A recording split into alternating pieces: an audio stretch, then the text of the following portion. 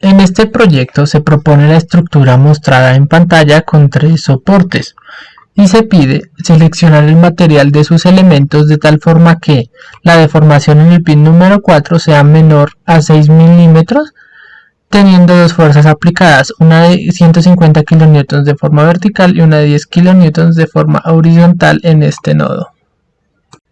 A la hora de escoger el material se deben tener ciertas consideraciones, tales como que debe ser un material dúctil y debe ser aproximadamente homogéneo e isotrópico.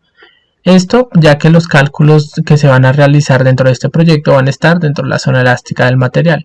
Por tal motivo se decide trabajar con algún tipo de acero, ya que poseen una zona elástica lineal amplia y por eso es bastante recomendado para construcción de estructuras.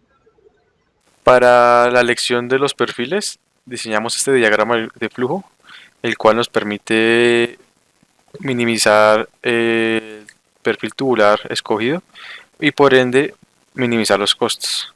Entonces lo que hacemos es seleccionar un perfil, verificamos los esfuerzos máximos, luego con esos esfuerzos calculábamos el factor de seguridad y comprobamos si cumplía con los requerimientos del proyecto. Si no cumplían, escogíamos uno más grande. Si sí cumplía, seleccionamos un perfil más pequeño y verificamos si cumplían los factores de seguridad. Si sí cumplía, escogíamos otro más pequeño y verificamos si cumplía los factores de seguridad. Y así hasta encontrar el perfil mínimo que cumplía con el factor de seguridad. Luego, con este perfil, verificamos la deformación máxima al extremo del perfil, que era 6 milímetros. Si no cumplía, escogíamos un perfil más grande y así hasta que cumpliera el requerimiento de los 6 milímetros en su extremo.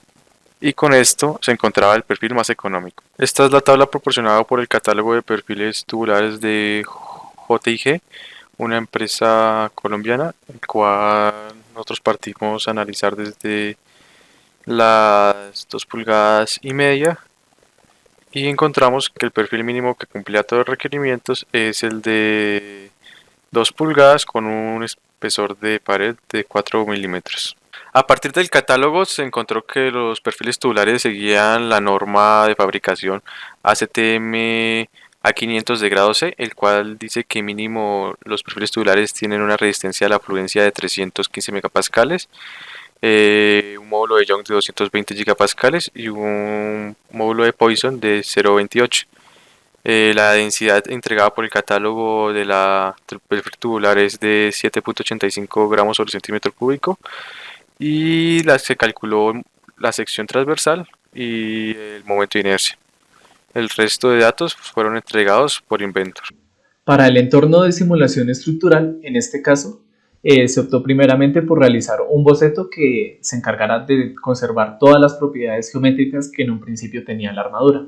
Esto con el objetivo de poder después pasar a un entorno de simulación estructural en donde se pudiese asignar a cada una de las líneas las propiedades de viga y acompañarla también junto con las restricciones de movilidad que tendría la misma, además de también el esfuerzo que se tendría que realizar en el extremo para el caso de esta armadura en particular. Cuando se pasaba al proceso de simulación, empezábamos primeramente eligiendo el tipo de viga que se iba a utilizar para realizar la misma simulación, que en este caso, dado el catálogo elegido por el grupo de trabajo, se optó por una viga de sección circular, tal cual como si fuese un tubo, el cual tenía un ancho de sección de 59.944 milímetros y un área de sección de 701,022 milímetros cuadrados, que estas propiedades estaban dadas a partir del catálogo, el cual especificaba el diámetro externo de la viga y también como el espesor que la misma tenía. Esto se realizaba con el fin de poder cumplir con los requerimientos que exigía el proyecto en particular. Ya teniendo la viga escogida en particular, lo siguiente que se procedía a hacer fue justamente a establecer las restricciones, que para este caso en el nodo 1 se tomó una restricción de movilidad completa tanto en el eje X como en el eje Y, solamente permitiendo rotar. Para el caso del nodo 2 solamente permitía el desplazamiento en X, por lo que se iba a encontrar una reacción en el componente Y. Y para el nodo número 7 este se encontraba restringido en el eje X, por lo cual uno iba a encontrar una reacción en ese mismo sentido, solamente permitía el desplazamiento en Y. Y a partir de estas restricciones y teniendo los esfuerzos de 18 kilonewtons y de 10 kilonewtons, lo que se consiguió fueron estos resultados. Estos dos que se muestran acá en pantalla fueron los más importantes del mismo proceso de simulación, y lo que se tiene es que para esta primera gráfica está mostrando justamente los desplazamientos, y se nota que las vigas que están unidas en el nodo 4, que es justamente el punto donde se aplica la fuerza, fueron las que más desplazamiento tuvieron, que en este caso corresponde a 5.982 milímetros. Adicional a esto, también se tiene esta segunda gráfica, la cual muestra los esfuerzos normales que se tuvieron para las diferentes vigas. Las vigas de abajo, como se pueden ver, están sometidas a compresión, y las superiores, por decirlo así, están sometidas a tensión. El esfuerzo máximo de este caso lo tiene la viga número 10, que es esta de acá, y se tiene que tuvo un esfuerzo de 57.32 megapascales. Asimismo, se decidió consignar toda esta información en estas dos tablas con el fin de poder contrastar posterior a ello con los cálculos que se realizaban de manera manual. Y entonces para este caso lo que tenemos es que se consignaron para los 11 elementos de la estructura tanto su carga axial como su esfuerzo normal y la deformación que se tuvieron en cada uno de ellos. Adicional a esto, acorde con las restricciones que teníamos dentro de la estructura, se tienen las siguientes fuerzas de reacción para cada uno de los componentes, que en este caso es para el nodo 1 se tenía una restricción en X y en Y, entonces se tienen estas dos cargas de 19 y 8 kilonewtons respectivamente. En el nodo 2, dado que nada más restringía su movilidad en Y, se tiene una carga de 9.8 kilonewtons, y para el caso del nodo número 3 se tiene una fuerza de reacción de 29 kilonewtons en el sentido hacia la izquierda. Y bueno, ya con estos valores se puede pasar a contrastar junto con los siguientes resultados obtenidos. Para comenzar con los cálculos y la solución analítica de la estructura, debemos tener en cuenta algunos elementos principales. Comenzamos por conocer la longitud de cada uno de los elementos, que podemos verlo en la primera columna de esta tabla. La fuerza es entregada por el software de elementos finitos, y un signo menos denota una fuerza a compresión, mientras que un signo positivo denota una fuerza a tensión. Podemos finalmente encontrar los esfuerzos sobre cada uno de estos elementos utilizando la ecuación que relaciona la fuerza con el área de sección transversal de cada uno de los elementos prismáticos. Podemos continuar encontrando la deformación que va a sufrir cada uno de estos elementos debido a su carga interna a través de la ecuación que vemos en pantalla, que relaciona la fuerza del elemento, su longitud inicial y el área de sección transversal junto con el módulo de Young del material. Podemos encontrar también la medida final fácilmente, y además podemos encontrar un factor de seguridad y un esfuerzo de von Mises que nos aseguran que nuestros elementos no van a fallar ante el sistema de cargas obtenido.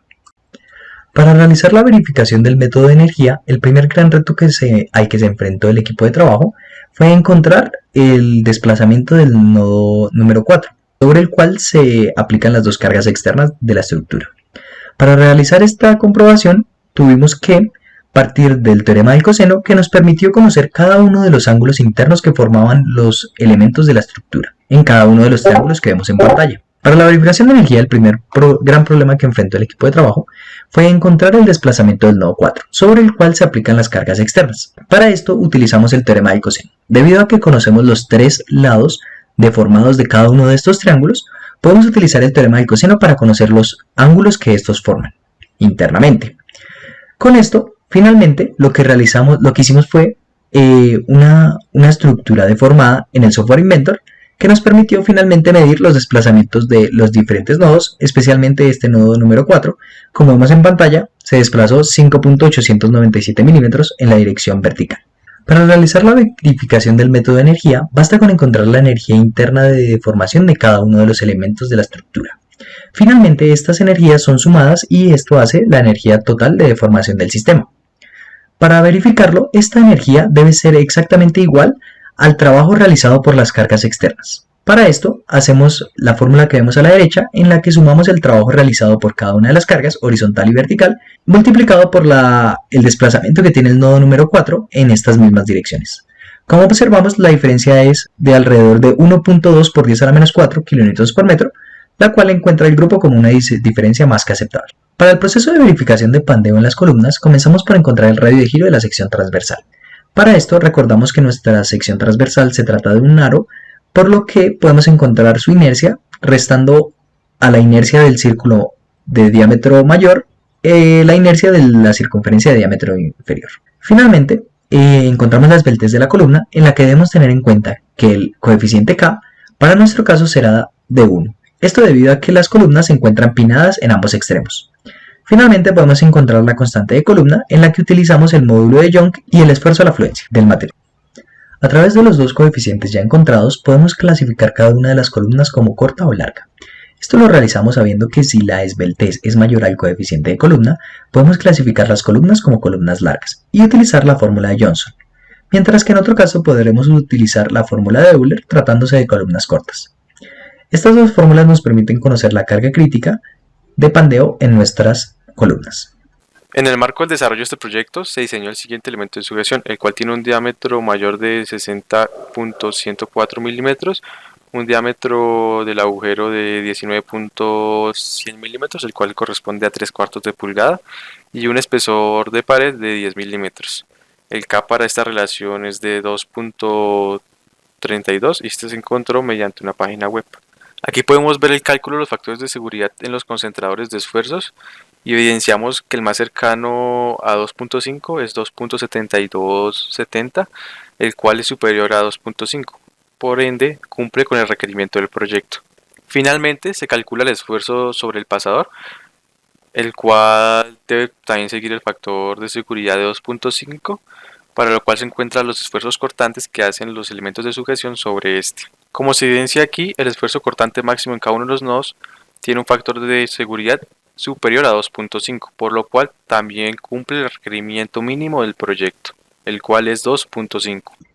Para determinar el nivel de confianza de los resultados obtenidos, se compararon los resultados obtenidos analíticamente y los obtenidos mediante la simulación por medio de Inventor. Como se puede apreciar en la tabla, los errores porcentuales entre estos dos dieron resultados muy pequeños, mucho más pequeños que 0.5%, solo uno que da más del 1%, lo que quiere decir que el nivel de confianza de los resultados oscila entre el 99.5%. Del procedimiento realizado se puede concluir que el acero estructural ASTM A500 clase C es una excelente elección para el problema de diseño propuesto. También se pudo obtener que se pueden minimizar costos a partir de la selección del material. Una recomendación derivada de este procedimiento también es que se debe partir a partir del diámetro mínimo del pasador para poder calcular el diseño de sujeción.